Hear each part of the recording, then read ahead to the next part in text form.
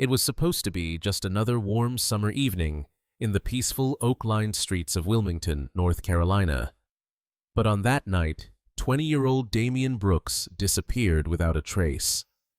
By dawn, the serenity of the neighborhood had been shattered. Whispers of his sudden vanishing, racing through the community like wildfire.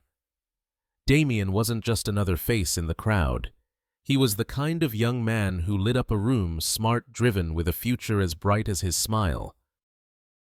And now he was gone. His girlfriend, Sierra Collins, barely 19, was the first to feel the creeping dread. Damian had promised her a movie night and said he'd be home before midnight. But as the hours dragged on, his phone fell silent. No calls, no texts, nothing. Sierra sat by the window that entire night, the pale glow of her phone screen the only light in her darkened room. Damian wasn't the type to just vanish. Something was horribly, irreversibly wrong.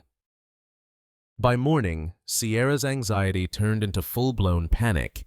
She rushed to her mother's house seeking comfort and support from the people she trusted most: her mother, Miranda Collins, and her stepfather, Leon Collins.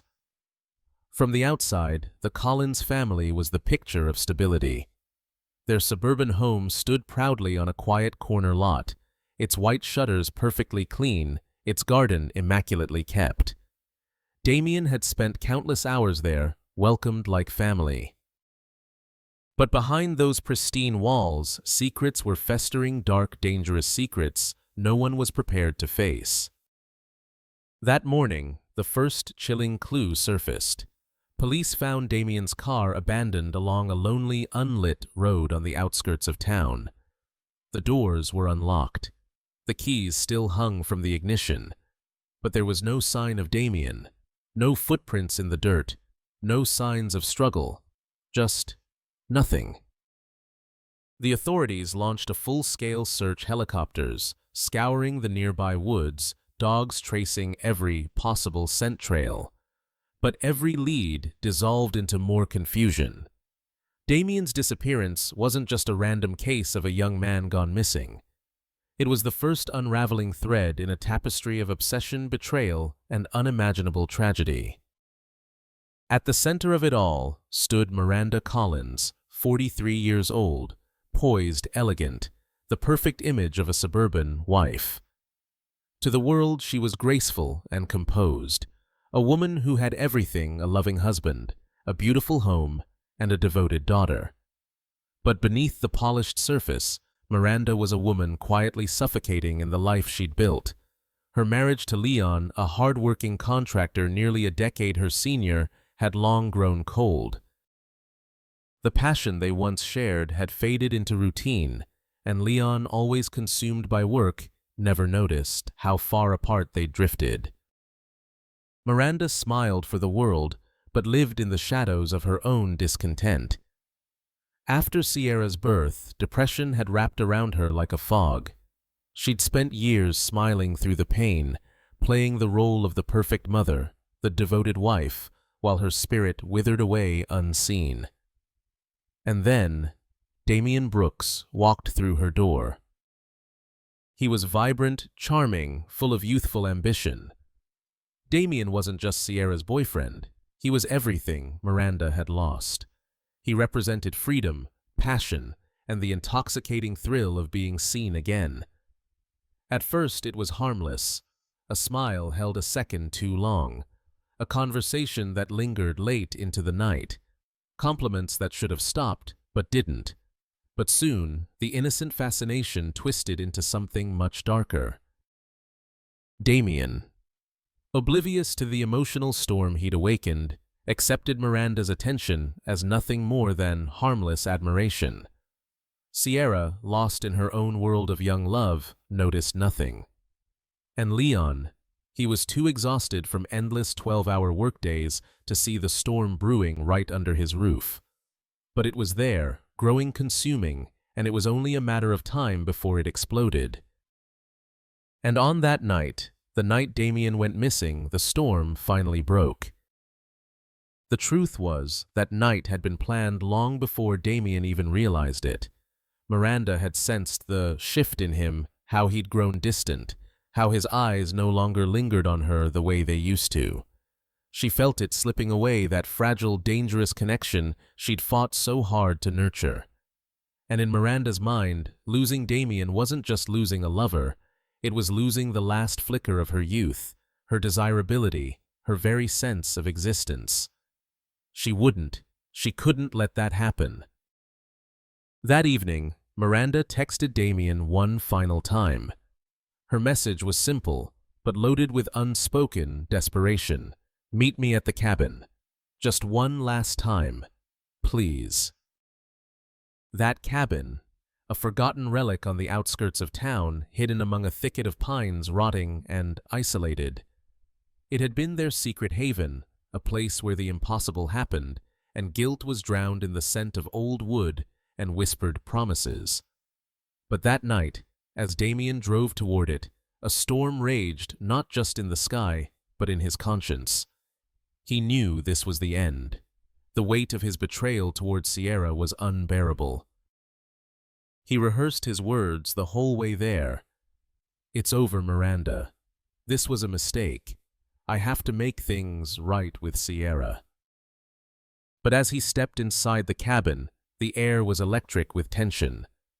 Miranda was already there, standing in the middle of the dimly lit room. Her eyes wild, her posture rigid. When she turned to face him, Damien felt a chill crawl up his spine. "You came," she whispered, her voice trembling but dangerously low. He kept his distance, his hands tucked nervously into his pockets. "Miranda, we can't keep doing this. It has to stop. Tonight." Her face crumpled as she took a hesitant step closer. "You don't mean that. You told me," her voice cracked. "You told me you loved me." Damien shook his head, his chest tightening. "I was confused. I never meant to hurt anyone. I love Sierra, and this was a terrible mistake." Miranda's eyes darkened, her breathing quickened. "You can't just leave me," she hissed. "You don't get to make me feel alive again, and then disappear." Damien took a cautious step back. He could feel something snapping inside her, something raw and dangerous. "Goodbye, Miranda," he said quietly, turning toward the door. But she wasn't going to let him leave, not without a fight. In a moment, fueled by desperation and the crushing weight of rejection, Miranda grabbed the nearest object, a heavy, rotting wooden beam that had fallen from the rafters. And before Damien could react, before he could even turn around, everything went dark. The next morning dawned over Wilmington, but for Sierra Collins, the sun might as well have refused to rise. Damien was still missing. His phone remained off, and every call went straight to voicemail. She tried to tell herself he'd come home, that maybe he just needed time to think. But deep down, her heart knew the truth, that something terrible had happened. Unable to sit still any longer, Sierra went to the police herself. With trembling hands, she recounted every last detail. She knew his plans the night before, his state of mind. Even the way he'd been distant lately, distracted, like his thoughts were always somewhere else. Detective Marcus Holloway, a seasoned investigator with years of hard cases behind him, took her statement seriously. He had seen this before. That distant look in the loved one's eyes, when they already knew the outcome, their heart couldn't bear to admit. The search intensified, but it wasn't long before the police stumbled upon the same abandoned cabin Sierra had read about in Damien's old text messages. When they broke the lock and stepped inside, the air hit them like a wall, stale thick with the faint, unmistakable scent of old blood. In the corner of the room, nearly hidden by years of dust and decay, a dark stain stretched across the floorboards. Forensics arrived within the hour, and it didn't take long to confirm what everyone feared: that stain wasn't just old wood rot. It was blood, and not just any blood. It was Damien's. Sierra's world began to crumble piece by agonizing piece. In desperation, she returned to her mother's house searching for answers she was almost too afraid to confront. Miranda's behavior had grown increasingly erratic. Her normally calm and composed exterior had cracked. She was distant on edge, her temper flaring at the smallest things. And every time Sierra brought up Damien's disappearance, Miranda shut down completely, her eyes darting away, her hands trembling ever so slightly. But that wasn't the worst of it. One quiet afternoon, while Miranda was out and Leon was at work, Sierra's desperation led her to do something she never thought she'd be capable of. She searched her mother's room. Her hands shook as she rifled through drawers and closets. For a long while, everything seemed too normal. Until she found Miranda's phone hidden at the back of a drawer beneath a stack of old scarves. With a pounding heart, she unlocked it. The first few messages she found were innocent, small family reminders, shopping lists. But as she scrolled further, her stomach began to twist into knots. The texts between Miranda and Damien were all there, laid out like a roadmap of betrayal. "I miss you. I need to see you again. Just one last time." And then the final message, the one that hit Sierra like a punch to the chest. "Meet me at the cabin tonight. Please. I just need to see you one more time." That was the night Damien disappeared. Rage bubbled up inside her, hotter than any grief. She didn't want to believe it, couldn't believe it, but the evidence was undeniable. Her mother wasn't just hiding something. She was in the middle of it all. With trembling hands, Sierra grabbed her keys and drove toward the cabin. The tires of Sierra's car screeched against the gravel road as she approached the old cabin. The pines loomed overhead, their dark branches clawing at the fading light. The place felt like it was holding its breath, steeped in a terrible silence that made every hair on her body stand on end. As she stepped out of the car, the air hit her thick, damp, and laced with something metallic beneath the scent of pine and decay. Her heart pounded against her ribs like a warning drumbeat, but she pushed forward. The door to the cabin hung slightly ajar, creaking on rusted hinges, as the wind teased it back and forth. Inside, the world seemed frozen in time. Dust coated every surface and cobwebs hung from the beams like silent witnesses to sins unspoken. But it wasn't the sight that made Sierra stumble, it was the smell. Faint at first, then stronger, sour, metallic, decay. She swallowed hard, forcing herself to follow the scent, each step heavier than the last. As she moved toward the back of the cabin, her eyes locked on the dark stain she had only heard about. And there it was, undeniable, seared into the wooden floor like a permanent scar. Her stomach churned. She stumbled backward, gasping for air, her trembling fingers fumbling for her phone. With what little strength she had left, she dialed 911. When the police arrived minutes later, red and blue lights bathed the forest in an eerie, pulsating glow. Detective Marcus Holloway met her outside his face. Grim, his jaw tight. Without a word, he crossed the police line and stepped into the darkness of that cursed place. Hours passed as forensic teams combed through every inch of the cabin. Sierra sat outside, her arms wrapped tightly around her knees, rocking back and forth as the night grew colder. But nothing could prepare her for what would come next. The following morning, just as dawn broke, Detective Holloway called her in. His voice was low and steady, but his eyes betrayed the weight of the news he was about to deliver. "We found something, Sierra," he said quietly. She felt her stomach drop. "It's Damien, isn't it?" Holloway's face hardened. He simply nodded. Sierra followed the detective deep into the woods beyond the cabin. The air grew colder with every step, and the forest felt impossibly still. Then she saw it, a shallow grave hastily covered with branches and fallen leaves, her breath caught in her throat. And then she saw him. Damien's body lay in that shallow grave, his clothes torn, his skin pale and lifeless. His face was bruised, his limbs twisted unnaturally.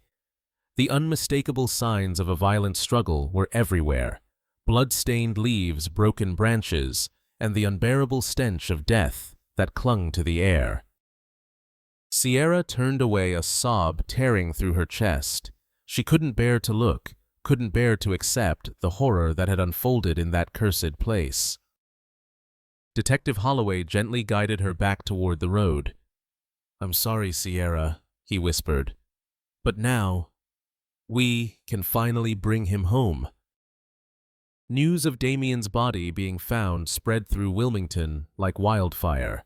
Overnight, the town transformed from a quiet suburban haven into a crime scene under the blinding flashes of news cameras and the relentless curiosity of the public. Reporters lined the streets, broadcasting every grim development as if it were the climax of some morbid television drama. The perfect image of the Collins family, once a symbol of success and grace, lay in ruins, shattered by whispers of scandal, betrayal, and now cold-blooded murder. But none of that mattered to Sierra Collins. What could the world possibly say that would be worse than the unbearable silence left behind by Damien's absence? What could any headline scream louder than the guilt and grief pounding in her chest every waking moment? Her world had already ended the moment she saw his lifeless body pulled from that shallow grave. Yet amid the chaos, Miranda Collins, the woman at the center of it all, remained disturbingly composed. While news vans camped outside their house, and police investigators circled like vultures, Miranda went about her days as if the walls of her carefully constructed life weren't crumbling. Her smile never faltered when the cameras were on her, her hands folded neatly, her expressions calm and calculated. But Sierra knew better. She saw the subtle tremors in her mother's fingers, the way Miranda's eyes darted toward every knock at the door, how she flinched at the sound of approaching sirens. The perfect mask was cracking, and it was only a matter of time before it shattered completely. That time came sooner than anyone expected. One gray afternoon, Wilmington police arrived at the Collins home armed with a search warrant. Leading them was Detective Marcus Holloway, his face stern and unreadable. He didn't knock twice. Miranda opened the door with her usual practiced grace, but the slight tremor in her voice betrayed her composure. "This is all a misunderstanding," she told them, her smile brittle. "I don't know what you think you'll find." But what they found was damning. Surveillance footage captured Miranda's car heading toward the secluded cabin on the very night Damien vanished. A neighbor testified seeing her frantically scrubbing the interior of her car well past midnight in the days following his disappearance, a woman usually too refined to clean her own windshield, now desperately scrubbing every inch of her vehicle. Then came the most devastating blow. A voice memo recovered from Damien's cloud account. His final recorded words echoed through the cold walls of the police interrogation room. "I messed up, man. Sierra's mom. I didn't mean for this to go this far. I'm ending it tomorrow. Face to face. I have to." The recording hit Miranda harder than any accusation. Her carefully constructed walls crumbled under the weight of undeniable truth. Her shoulders sagged, her eyes filled with tears that spilled over before she could stop them. "I never meant for this to happen," she whispered, the words catching painfully in her throat. "I just wanted him to stay. I needed him to stay. But when he told me it was over, when he turned away..." She broke down completely, sobbing uncontrollably as the full horror of her actions came crashing down. Between her sobs, she confessed everything. That night, She had begged Damien not to leave her, not to abandon the passion and attention she had come to depend on like a drug. But Damien, torn by guilt and ready to reclaim his life with Sierra, refused. In that devastating moment of rejection, something inside Miranda snapped. She reached for the heavy wooden beam, and before she could think, before she could stop, she struck him. She told herself it was just to make him stay, just to make him listen. But when she saw his body collapse to the floor lifeless, all she could think about was covering it up. With shaking hands, she dragged his body into the woods, the cold earth biting at her skin as she dug his shallow grave with trembling fingers. She buried him beneath leaves and dirt, whispering frantic prayers into the darkness that no one would ever find out. But the truth, as it always does, clawed its way back to the surface. And now the woman who had spent her life cultivating the image of perfection sat broken, her soul laid bare in a cold interrogation room, facing a future more terrifying than anything she could have imagined. The trial began 6 months after Damien's body was found, but the emotional wounds in Wilmington had barely begun to heal. The story dominated every news channel, splashed across headlines from coast to coast. What had started as a scandal of forbidden love had now evolved into a symbol of obsession, betrayal, and cold-blooded murder. The courtroom was packed the morning Miranda Collins was brought in for her arraignment. Reporters jostled for position, their cameras flashing like strobe lights as she was led inside. But the woman who had once turned heads with her grace and beauty was a shadow of herself. Her eyes were hollow, her once pristine appearance replaced by a gaunt face and trembling hands. Sierra Collins sat in the gallery, her hands clenched tightly in her lap, trying to hold herself together as the proceedings began. She hadn't spoken to her mother since the arrest. How could she? The woman she'd trusted most had not only betrayed her in the most personal, devastating way, but had also stolen the life of the man she loved. Leon Collins. Sierra's stepfather sat beside her, looking like a man aged 20 years in 6 months. His face was drawn, his eyes vacant. The strong, dependable figure who once held their family together now seemed like nothing more than a broken man, quietly crumbling under the weight of regret. The prosecution was led by District Attorney Cynthia Dawson, a woman known for her razor-sharp delivery and iron resolve. Her opening statement cut through the courtroom like a knife. "This is a case of dangerous obsession," she began, her voice cold and deliberate. "A mother who betrayed her own daughter. A woman who, when faced with rejection, chose to end a young man's life rather than let him go. This was no accident. This was calculated, cold, and it ended with a shallow grave in the woods." Dawson meticulously laid out the evidence, the text messages dripping with desperation, the surveillance footage, the bloodstains in the cabin, and most damning of all, the confession Miranda had made, now replayed for the entire jury to hear. The defense, led by veteran attorney Frank Wallace, tried to sway the jury with pleas for compassion. He painted Miranda as a woman lost in her own misery, a victim of emotional turmoil, someone who had made a terrible, tragic mistake in a moment of weakness. "This is not a murderer you see before you," Wallace argued. "This is a mother, a woman who lost herself in a life that had long forgotten her. She did not plan this. She did not want this. What happened was a horrible accident born out of panic and heartbreak."